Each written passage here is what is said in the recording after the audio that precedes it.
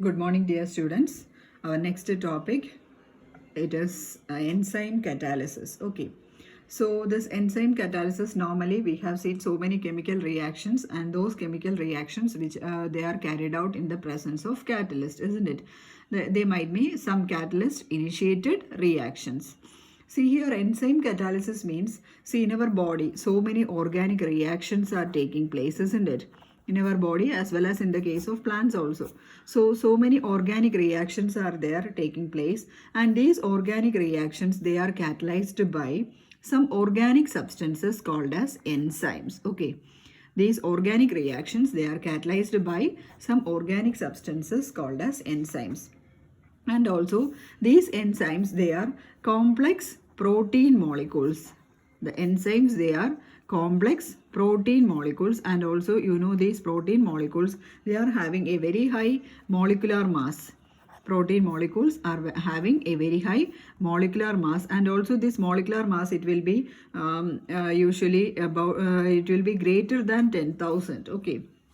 So that is what is called as enzyme catalysis. So the phenomenon by which the organic reactions or the chemical reactions taking place inside the body of plants and animals, usually they are catalyzed by the presence of certain organic substances called as enzymes.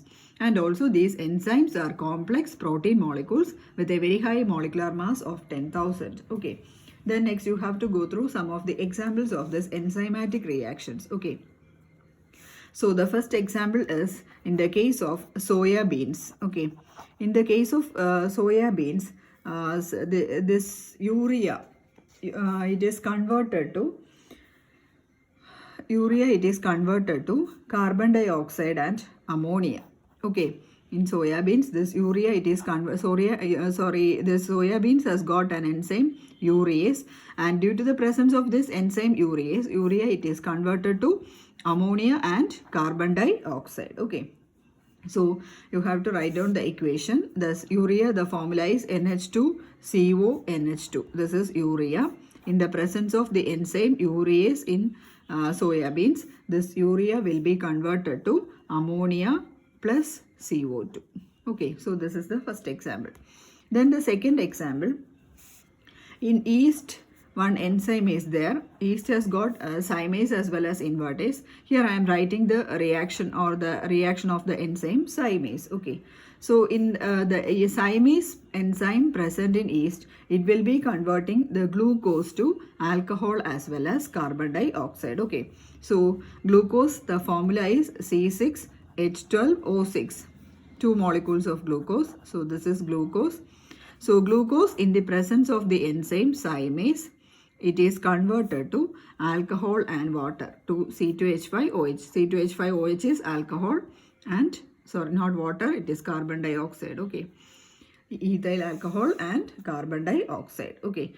So this is the action of enzyme present in yeast. Then the third one, in germinated barley seeds. In germinated barley seeds, this diastase enzyme is present. Okay, so this diastase enzyme, it will be converting starch to maltose. See, this is the formula for starch, C6H10O5 N times. So this is starch.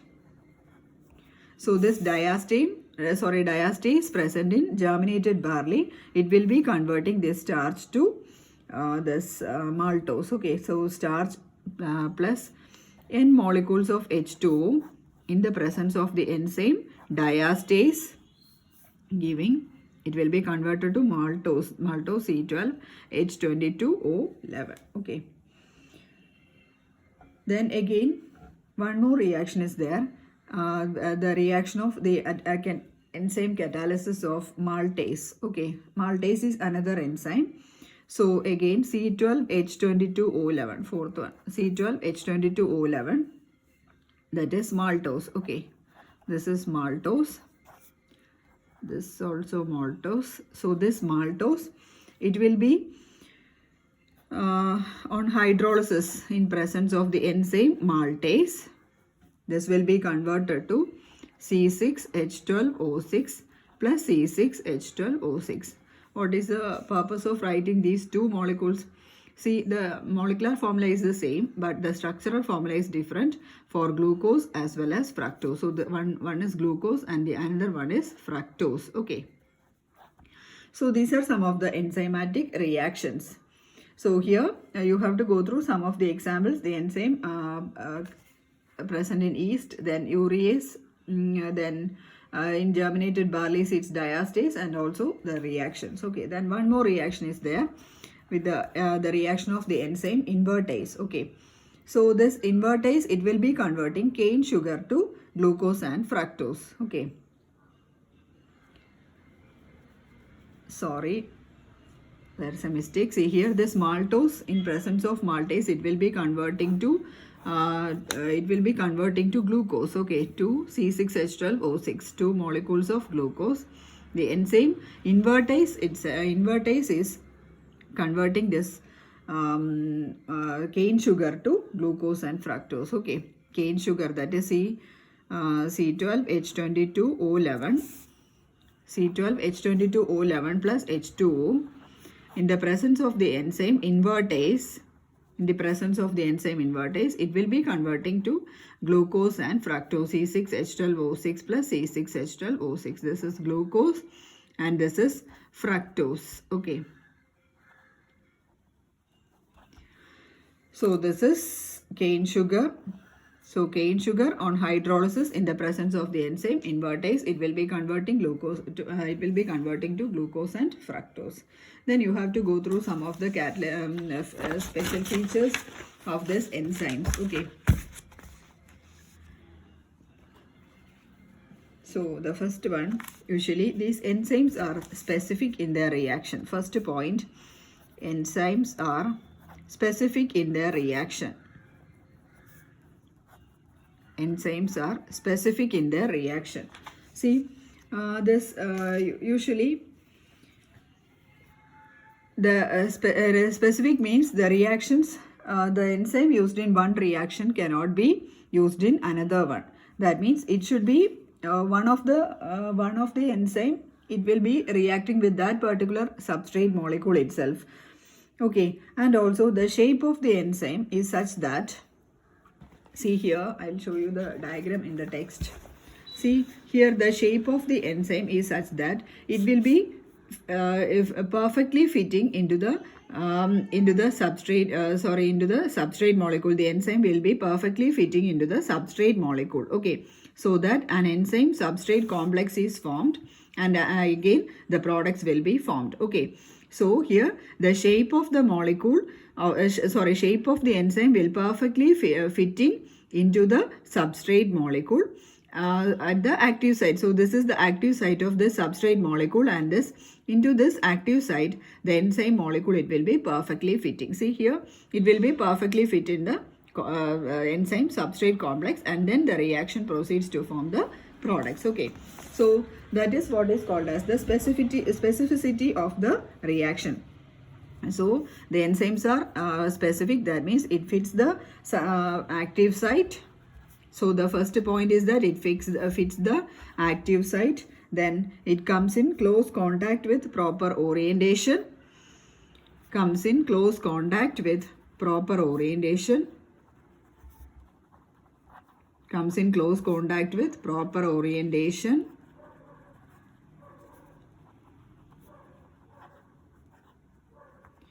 Proper orientation, and then afterwards what happens? The reaction takes place. Okay, so that is the specificity of the enzyme.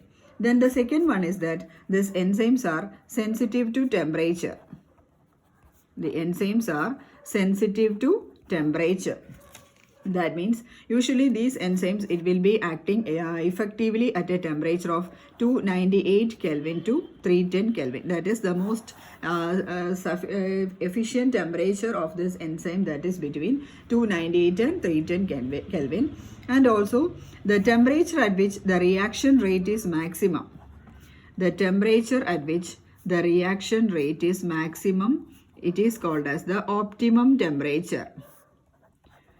Okay, the temperature at which the reaction rate is maximum, it is called as the optimum temperature. And usually the optimum temperature in human body, it is about 37 degrees Celsius. That means the enzymes will be acting most effectively at this particular temperature.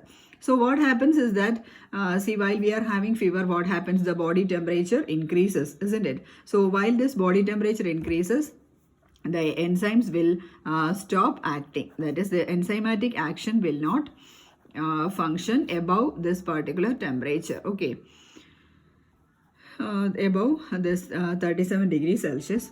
So that is why very high body temperature is quite dangerous for human beings. Okay. So the optimum temperature for the enzymatic action is 37 degree. Above that, what happens? The enzymatic reactions will stop. So if the enzymatic reactions are stopping, what happens? The physiological reactions going on inside our body will also be stopped above this particular temperature. So normally that is why while we are having high fever, doctors are prescribing us to low down this temperature. Okay. Then the third one, that is the enzymatic action, it will be varying with pH. Enzymatic action, it varies with pH. Okay. So usually the rate of a reaction, it will be the rate of the reaction, it is maximum at a particular pH. Okay.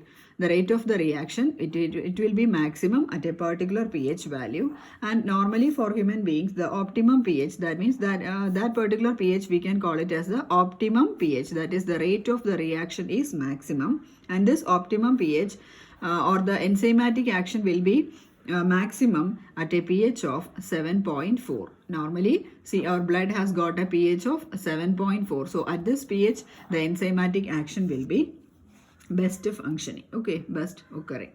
So that is the third point. Then the fourth point is that the catalytic activity is usually, as in other reactions, the catalytic activity is usually inhibited or poisoned. The term, it is poisoning, isn't it? The catalytic activity is usually inhibited or poisoned by the presence of certain other chemical substances. Normally, if our body has got, if some other metals, etc., if get inside our body, what happens? It will be complexing with the enzymes. Okay. So normally this Ag plus, Hg2 plus, etc., are metals which are poisonous to our body, or which are harmful, very harmful to our body, isn't it?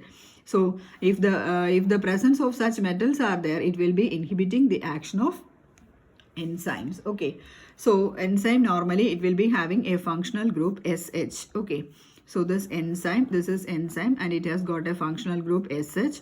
So if it is reacting with this Hg2 plus, what happens?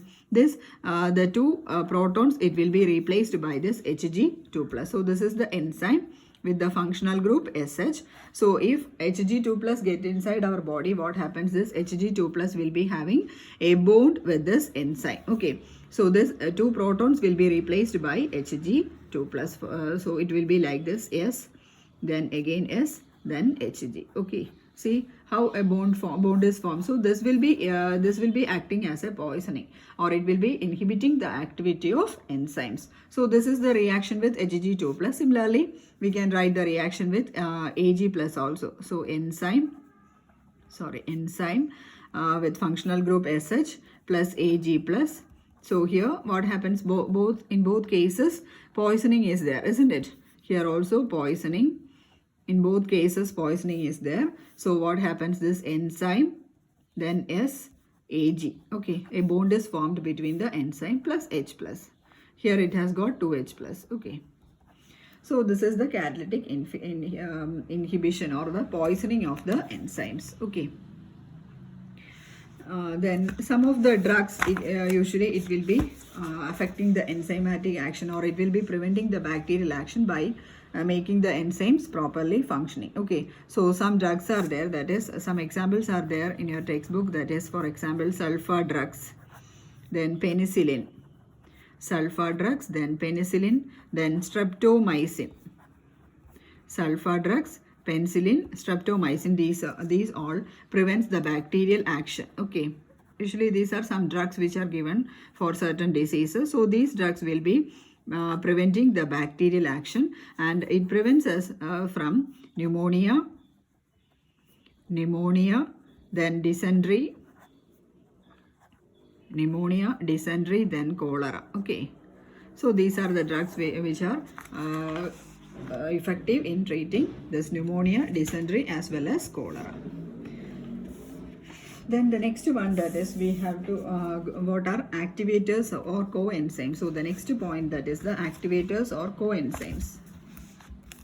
So activators, the word itself means it will be activating the action of enzymes. Okay, activators, or we can say that the coenzyme. So some enzyme, some metal ions, it will be promoting the activity of the enzymes. Okay, so one of these coenzyme or the activators, they are metal ions like Mn2 plus, then Cu2 plus, etc., which will be promoting the catalytic action. And also NaCl also sometimes enhances the catalytic action. So Na plus, it will be enhancing the catalytic action of the enzyme amylase. Okay, so these enzymes are specific, and here sodium chloride or Na plus will be enhancing the catalytic activity of amylase. So it can be called as a coenzyme. Okay, then the next one, that is very important, that is the Michael-Menten mechanism. Okay, Michael, A-E-L-I-S, Michael-Menten, M-E-N-T-E-N, Michael-Menten mechanism. That is the mechanism of enzyme catalyzed reaction. This is very, very, very important. It is a university question which is usually asked. Okay, so normally for an enzyme reaction, what happens is that this enzyme, it will be reacting with a substrate molecule. So enzyme, we can denote it by the letter E, and the substrate molecule by S. Okay, so when this enzyme and substrate are reacting, what happens is that an enzyme substrate complex is formed. Okay, so enzyme reacts with substrate molecule. This is enzyme, then this is substrate molecule. So while this reaction is going on, an enzyme substrate complex is formed. So we can write here the forward reaction as the rate constant as K1, and the backward reaction, the rate constant as K inverse. Okay, so this is the enzyme substrate complex. Enzyme substrate complex. So again, this enzyme substrate complex, it will be decomposed to give the products.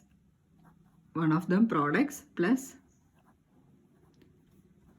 the enzyme, we will be obtaining back. Okay, so the rate of that particular reaction, let it be K2. Okay, so this is the reaction, enzyme reaction with substrate giving enzyme substrate complex. Again, it is decomposes to give the products. Okay, so here we can say that the overall reaction of the enzyme, it is the total enzyme, it is converted to the enzyme substrate complex, and later on it is regenerated to form the to get back the enzyme, isn't it? So here we can apply one of the steady state approximation. Okay, have you heard of steady state approximation? Steady state approximation means the rate of the concentration of ES, that is the enzyme substrate complex concentration, it is a constant. Okay, or with respect to time, the rate of disintegration of this ES will be equal to 0, that is dES by dt, it will be equal to 0. That is by applying, this is the steady state approximation, by applying steady state approximation. Steady state approximation means the rate of formation of this or the concentration of this ES, enzyme substrate complex, it will be equal to a constant, or while differentiating with respect to time or with respect to t, this d by dt of ES will be equal to 0. So this is the steady state approximation. So here we have to apply this particular rule, and also one more equation is there, the formation. So the rate of formation of this ES will be equal to a constant, isn't it? So we can write the formation of this enzyme substrate complex and also the decomposition of enzyme substrate complex. Okay, so the first step is formation of enzyme substrate complex. So here some mistakes are there in your textbook. You have to correct it, okay? Or else you have to go through this derivation and then you have to correct it in your textbook. So the formation of ES will be equal to, see in this equation, what are the reactions leading to the formation of ES? See, rate of formation of ES is equal to K1 into concentration of E into concentration of S. Okay. So the formation of ES will be equal to K1. That is the forward reaction. K1 into concentration of E into concentration of S. Okay. Then the next step, the breakdown or the decomposition of ES. Decomposition of ES. So see here, the decomposition of ES means this reaction, isn't it? That is K inverse into, here this ES is decomposed, isn't it? So K inverse into ES, that is K inverse into ES. So in this step, this ES is disintegrating to form the products. Plus, then again the next step is K2 into ES. Okay. Plus K2 into ES. So that is the rate of decomposition. Okay.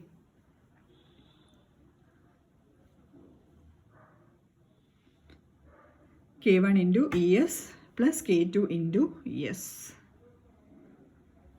So here, see, the formation of ES is equal to K1 into, that is this particular reaction. Here ES is formed. Then in two steps this ES is disintegrated, that is K inverse into ES, and again here at this stage also this ES is disintegrated to form products and enzymes. So K2 plus K2 into ES.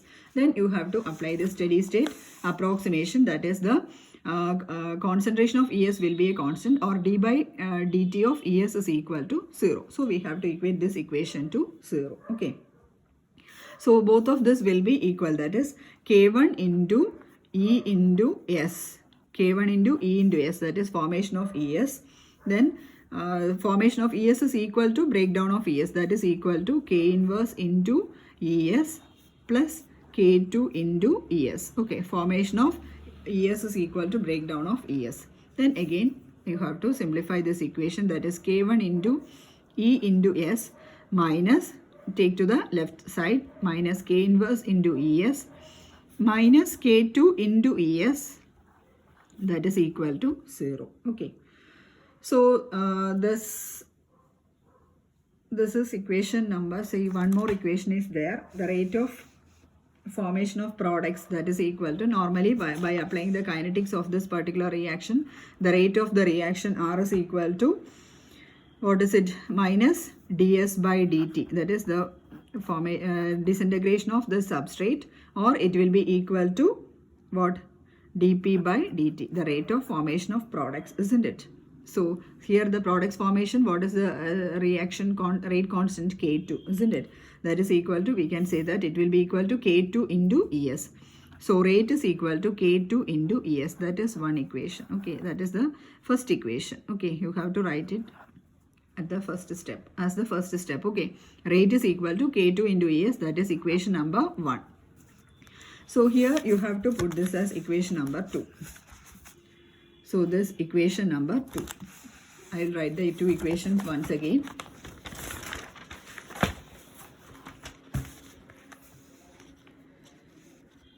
That means the rate is equal to K2 into ES. That is the first equation. And the second equation is K1 into E into S minus K inverse into ES. K inverse into ES minus K2 into ES minus K2 into ES is equal to 0. Okay. So this is the second equation. Then see, now we have to write some substitutions. See, let E0 be the initial concentration of the enzyme. Okay. E0 be the initial concentration of the enzyme. E0 be the initial concentration of the enzyme, and also at any time we can write this equation, E0 will be equal to the concentration of E0, let it be equal to concentration of E plus concentration of ES. Okay, that means at any time we can write it as it will be equal to the sum of the concentration of E and ES. Okay, ES means it will be converted to the enzyme substrate complex and also the enzyme alone. Okay, so that will give the initial concentration of the enzyme. So from this equation we can write the concentration of E, isn't it? So concentration of E is equal to concentration of E0 minus concentration of ES. Okay, concentration of E0 minus concentration of ES. Let it be equation number 3. Okay, then substitute this equation, the value of the value of E in equation 2. Okay, substitute equation 3 in equation 2. That is, you have to substitute for E. Okay, so how will you substitute? That is K1 into what is E? E is equal to E0, concentration of E0 minus concentration of ES into, again one S is there, isn't it? Into concentration of S minus, this is the equation, minus K inverse into ES minus K2 into ES, that is equal to 0. Okay, K1 into this much. Okay, we have to substitute. So this is a common bracket. Okay, K1 into E0 minus ES into S minus K inverse into ES minus K2 into ES is equal to 0. So again you have to simplify this equation. That is K1 into E0 minus K1 into ES into S. You have to open the brackets and multiply. Okay, K1 into E0 into S minus K1 into ES into S minus K inverse into ES minus K2 into ES minus K2 into ES, that is equal to 0. Okay, so then from this equation you have to write down what is K1 into E0 into S. That is K1 into E0 into S. K1 into E0 into concentration of S, that is equal to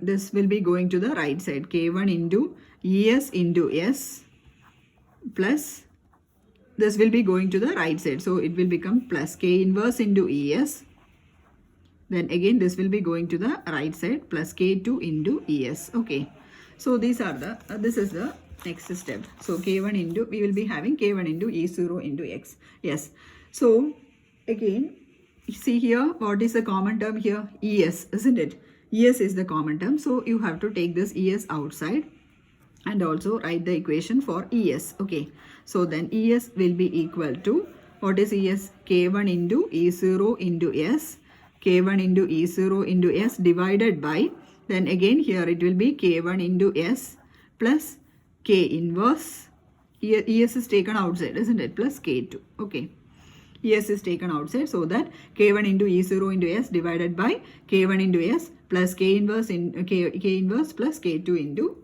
K2. Okay, so this you can write it as a bracket here. Okay, so then we had got the value for ES. Then you have to substitute this equation. This is equation number 4. Substitute equation 4 in equation 1. Okay, what is equation 1?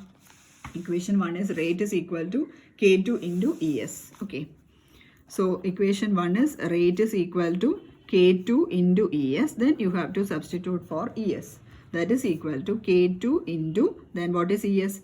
ES is K1 into E0 into S divided by K1 into S plus K inverse plus K2. Okay, so this is the substitution. Okay, then in the next step you have to divide this numerator and denominator by K1.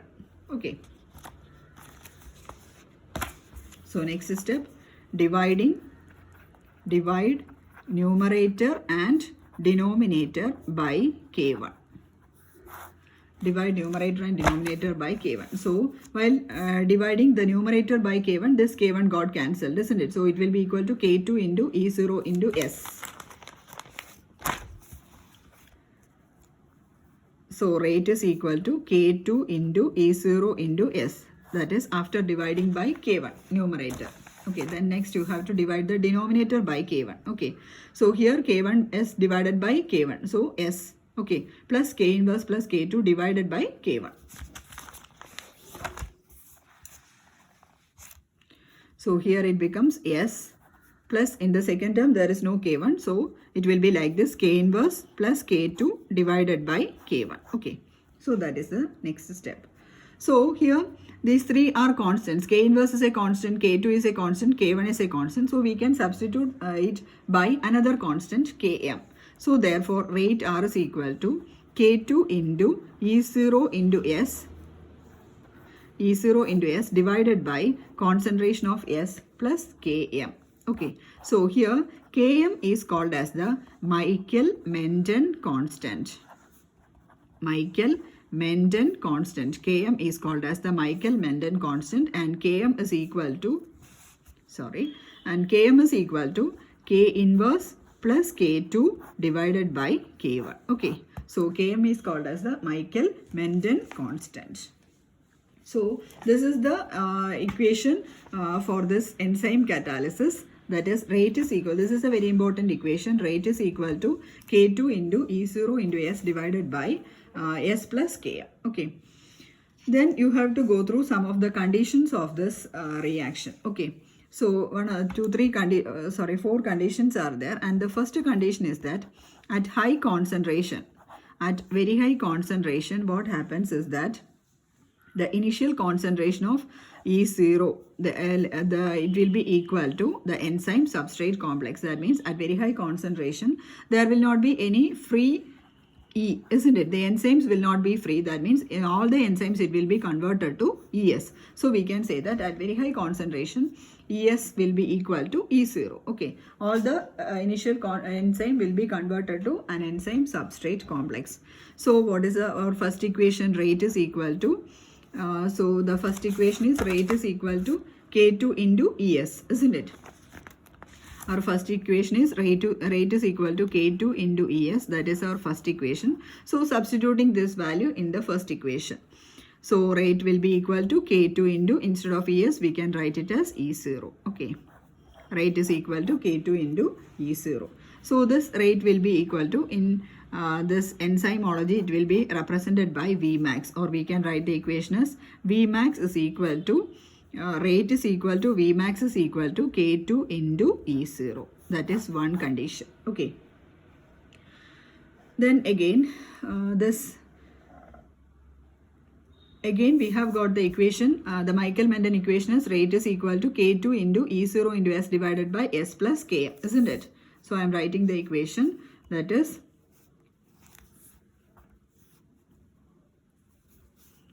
rate is equal to K2 into E0 into S, rate is equal to K2 into E0 into S divided by S plus K, isn't it? So that is the equation we obtained as a Michael-Menten equation. So again you have to substitute for this equation. See, Vmax is equal to K2 into E0. So we can substitute for K2 into E0 in this equation. So rate is equal to K2 into E0 is Vmax. K2 R is equal to Vmax into concentration of S divided by S plus K. Okay, you have to rearrange this equation. So from this equation, rate is equal to Vmax into S divided by S plus K. So that is the first condition. At high concentration, the rate will be equal to this much. Then the second condition,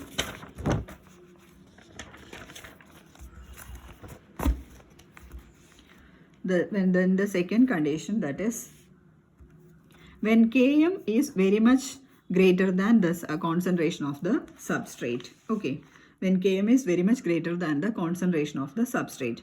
So we have got the equation as R is equal to K2 into concentration of E0 into concentration of S divided by S plus K. This is the Michael-Menten equation, and it is very important. You have to study the equation by heart. Okay. So when Km is very much greater than the concentration of S, we can say that this S can be neglected. Okay. S can be neglected.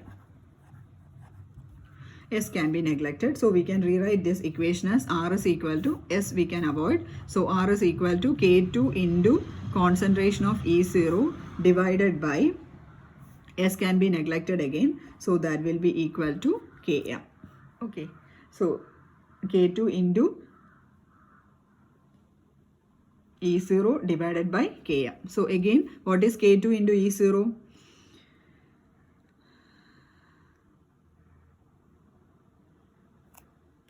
Sorry, here S we cannot neglect here. Only this S value can be neglected since it is an addition term. But here it cannot be neglected since it is a multiplication term. Okay. So this K2 into E0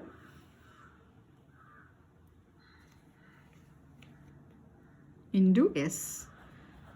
K2 into E0 into S divided by Km. What is K2 into E0? K2 into E0 is Vmax.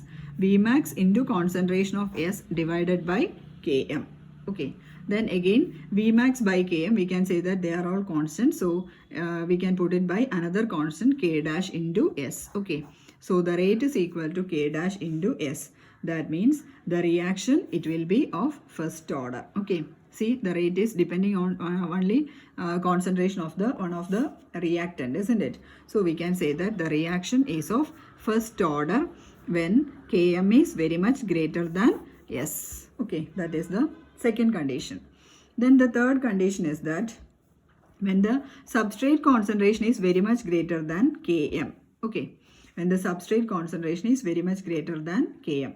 So the equation is R is equal to Vmax into concentration of S divided by concentration of S plus Km. That is the Michael-Menten equation by substituting with Vmax. And if S is very much greater than Km, we can neglect the term K, isn't it? It is an addition term. No more, so much changes will not be, not very high changes will not be occurring to the denominator by the addition of a small quantity like Km, isn't it? So we can neglect the Km. Okay, neglect the constant Km. So we can rewrite the equation R is equal to Vmax into S divided by concentration of S. Both this got cancelled. So that will be equal to Vmax. Okay. So Vmax means it is again a constant. Vmax is a constant. That means we can say that the reaction, it will be equal to a constant, isn't it? That means the reaction is of a zero order. It does not depend on any one of the concentration of the reactant, isn't it? So the reaction is a zero order reaction. And then one more condition is there. That is the fourth condition. That is when Km is equal to the substrate concentration. Okay.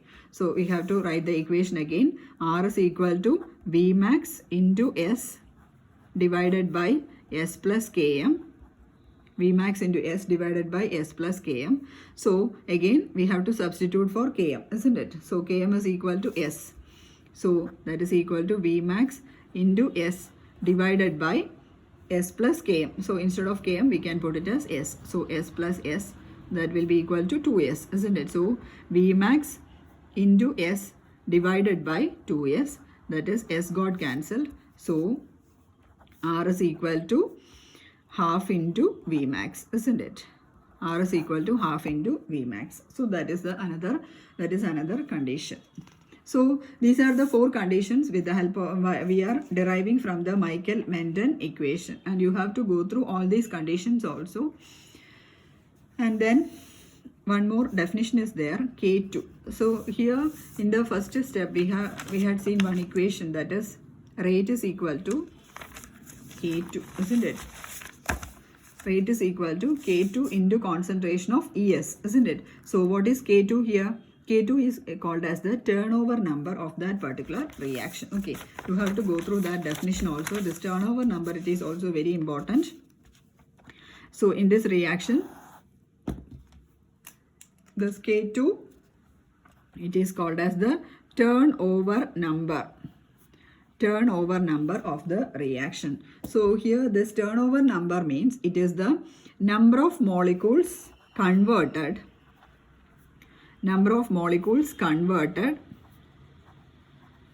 in unit time by one molecule of enzyme. by 1 molecule of enzyme. That is what is called as the turnover number. It is the number of molecules converted in unit time by 1 molecule of the enzyme. Usually the K2 value, it will be ranging from, it is a number, it will be ranging from 100 to 1000 per second. Okay, that is the general value, and sometimes it will be going as high as 10 raised to 5, 10 raised to 6 per second. In that range also this turnover number will be going. Okay, so K2, it is called as the turnover number, and it is the number of molecules converted in unit time by 1 molecule of the enzyme. Okay, so that is called as the turnover number. Okay, so this much is our portions, that is catalysis is also over. So you have to go through all these, and in our next session we will be having the discussions from each portions. Okay, thank you.